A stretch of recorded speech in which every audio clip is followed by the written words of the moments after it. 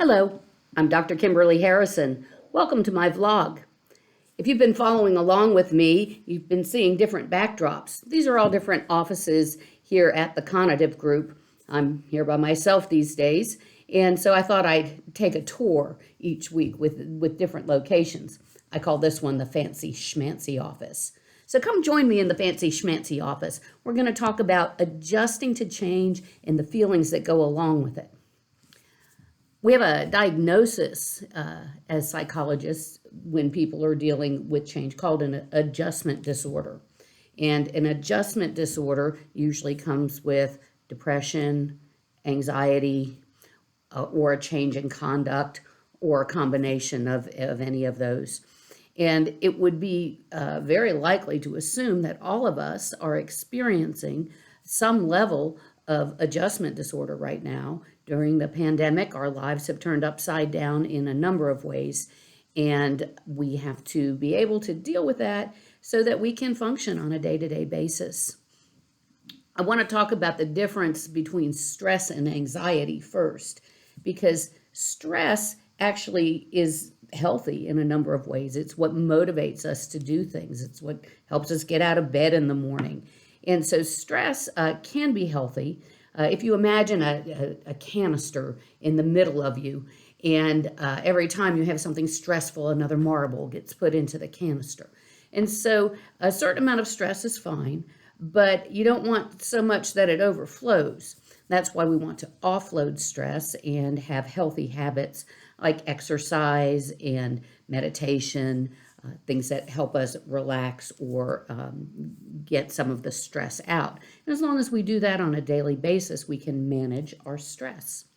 Anxiety, on the other hand, that is a mechanism that's triggered when your brain thinks there's something to be afraid of.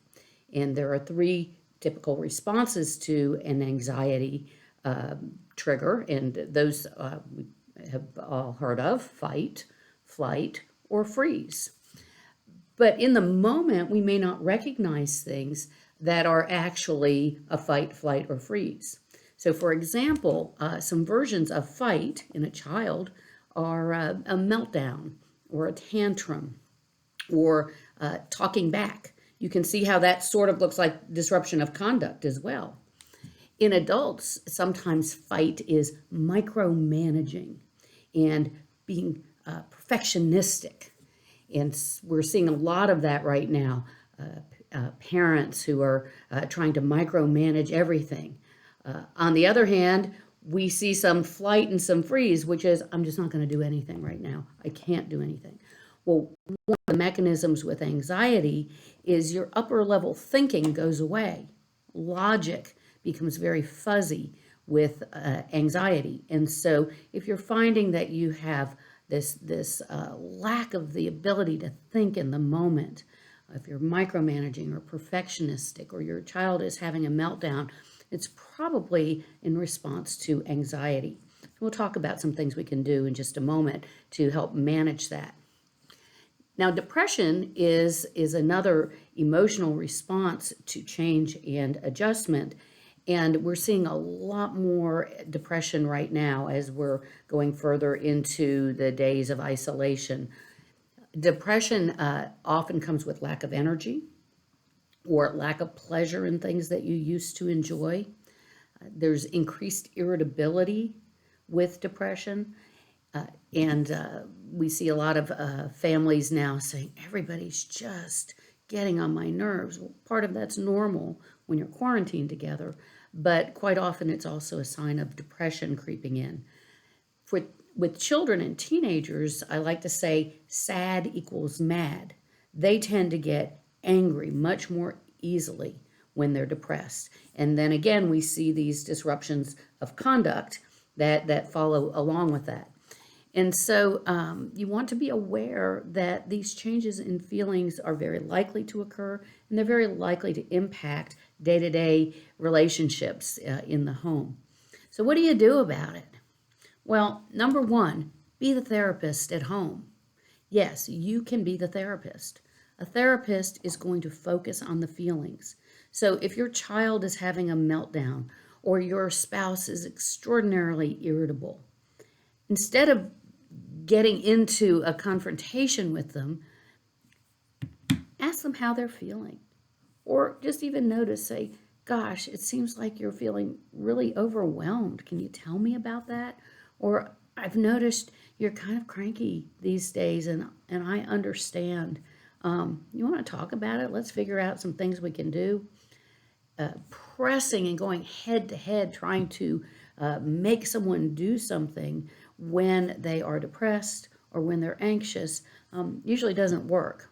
And then that person becomes more frustrated and you become more frustrated. So you want to stop that cycle. Focus on the feelings. Something else that you can do during a time of adjustment is create some new traditions and also honor some old ones. So I like to say one old, one new. For example, if you typically have Friday night game night, keep doing it. Make that your old tradition. We're going to keep doing Friday night game night, even though all the days kind of seem alike right now. And then start a new tradition. Here's one idea. There's lots of them out there, but how about having an upside down day? Acknowledge everything's upside down right now. I like to say every day is Blur's day right now.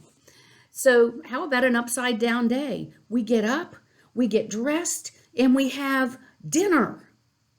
And then we work backwards through the day till we put on pajamas and have breakfast in the evening.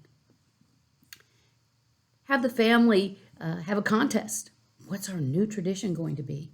And then long after the pandemic is over, this can be a tradition when you have times of adjustment. This could be a new ritual for your family. Well, you have good ideas. Your family has good ideas. See what you guys can come up with. You've got this. And remember, just do the best you can with what you've got. See you later.